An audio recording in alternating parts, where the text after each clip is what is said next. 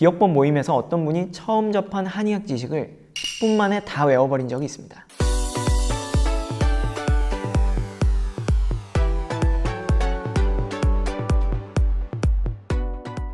안녕하세요. 기억력 마스터 정겨원입니다.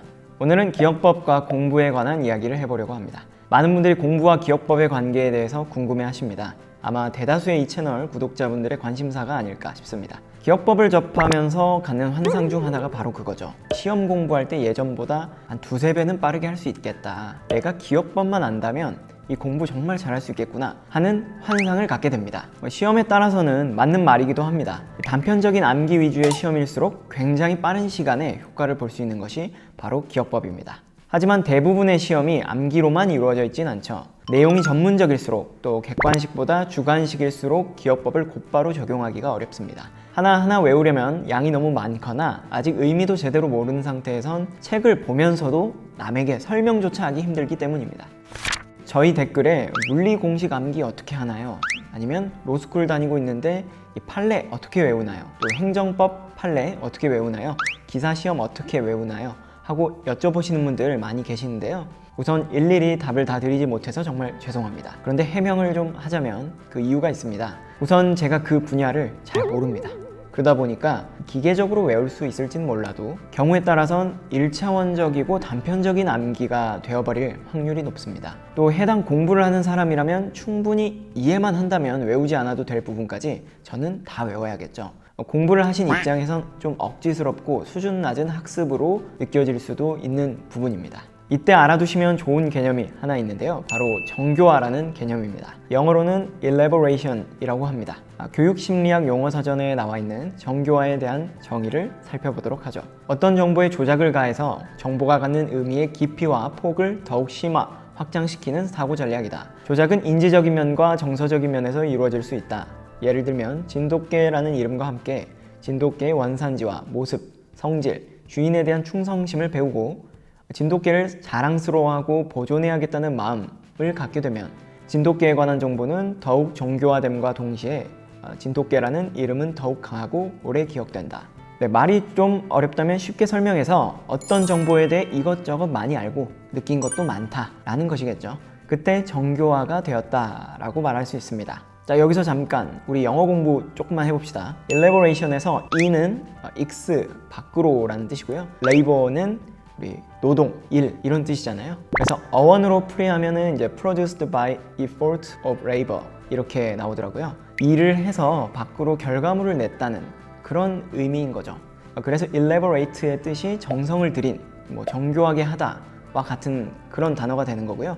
명사형이 이 정교화라는 elaboration이 되겠죠. 자, 영어도 상식으로 좀 알아가시고요. 중요한 것은 여러분이 어떤 공부를 하실 때 정교화되어 있는 상태에서 기억법을 적용하는 것과 정교화되어 있지 않는 정보에 기억법을 적용하는 것은 매우 큰 차이를 보인다는 것입니다. 저는 정교화라는 단어에 대해 정교화가 되어 있다고 할 수 있겠죠. 영어로 어떤 단어인지도 알고 심지어 어원까지 알고 있으니까요. 그래서 저는 이 단어를 어떤 사람이 능력이나 노동력을 밖으로 꺼내서 결과물을 정교하게 만드는 그런 장면을 상상하는 식으로 시각화할 수 있습니다. 기억법에서 시각화라는 방법을 적용한 거죠. 우선 기억법은 해당 정보를 가만히 두지 않고 내가 받아들이기 쉬운 정보로 변환하거나 아니면 시각화, 연결 등의 방식을 활용하잖아요. 근데 이런 방식들은 해당 정보에 대한 부가적인 정보가 많이 있을수록 쉽게 할 수 있습니다. 요리로 치면 활용할 재료가 많은 것과 같죠. 관련된 예시, 유래, 뜻 이런 것들 비롯해서 많은 내용을 알고 있다면 기억법으로 어떤 장면을 만들어야 할 때 다양한 측면에서 접근해 볼 수 있습니다. 또 애초에 이해를 통해서 비슷한 것끼리 묶어버리면 외울 양을 줄여버릴 수도 있습니다. 그런데 이런 배경 지식이 전혀 없는 상태에선 elaboration이라는 영어 단어를 외운다고 했을 때 일내버려? 이런 식으로 정교하게 일내버릴까? 이런 발음 연상으로만 좀 하게 되면 외울 수는 있겠지만 뭔가 좀 1차원적인 느낌이죠. 그래서 웬만하면 전문적인 학습 소재들은 관련 내용의 전후 맥락에 대한 설명을 좀 듣고 대면 상담으로 진행하는 경우가 많습니다. 최근에 한의대 편입 준비하시는 분도 계셨고 세무사 2차 시험 준비하시는 분도 따로 연락을 주셔서 직접 만나서 봐드렸는데요. 외워야 하는 내용에 대해 설명을 듣고 바로 기억 전략을 함께 세워서 처리하니까 매우 만족해 하시면서 돌아가셨습니다. 연말에 합격하면 유튜브에 출연하시기로 약속했거든요. 꼭 합격하셨으면 좋겠습니다. 사실 저도 요즘 자격증 시험 공부 하나 하고 있습니다. 처음 보는 전문 분야다 보니까 해당 정보들에 대해 전혀 정교화가 되어 있지 않아서 아직 기억법을 적용할 구석이 별로 없습니다.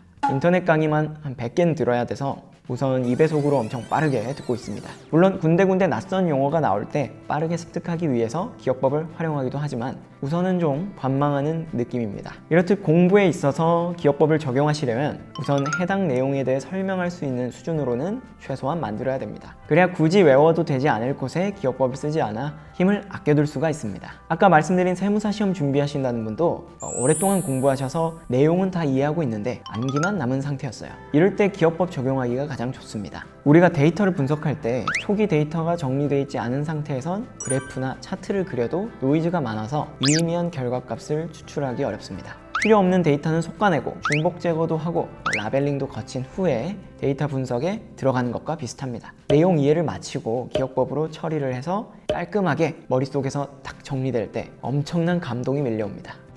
마지막으로 오늘 주제와 관련해서 연예인 김구라 씨 앞에서 체면을 구긴 썰을 들려드릴게요. 예전에 MBC 능력자들이라는 프로그램이 있었습니다. 거기 출연해서 제가 통편집을 당했었는데요. 참고로 편집당해도 출연료는 나옵니다.